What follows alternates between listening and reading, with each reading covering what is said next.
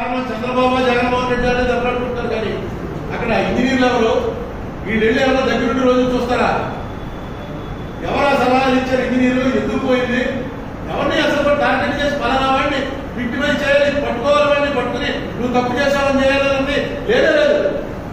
జరిగిన దానికి వాడు కారణమా, ఈడు కారణమా, పొలిటీషియన్స్ ఎవరి కారణం అనేది చెప్తున్నారు తప్ప ఎక్కడి నుంచి పోలవరం ప్రాజెక్ట్ అథారిటీ ఉంది, దానిపైన సిడబ్ల్యూసీ ఉంది, దాని కింద ఆంధ్రప్రదేశ్ ఇరిగేషన్ డిపార్ట్మెంట్ ఉంది, దాని కింద కాంట్రాక్టర్ ఉంటాడు.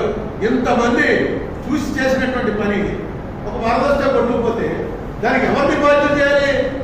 రాజకీయ నాయకుల్ని, చీఫ్ మినిస్టర్ని కాదు, టెక్నికల్గా ఉన్నారో వాళ్ళని చేయాలి. ఇప్పటి వరకు ఆ ప్రసక్తే ఉండదు. ఇప్పుడు ఏంటో పోలవరం ఏమవుతుందో ఎవరికి తెలియదు. అసలు అవుతుందా అవదా? అయితే ఎప్పటికి అవుతుంది? ఏ పద్ధతిలో అవుతుంది? ఇప్పుడున్న ప్రాజెక్ట్ అవుతుందా? మనకి ఏదైతే డిజైన్ ఇచ్చారో ఆ డిజైన్ తప్ప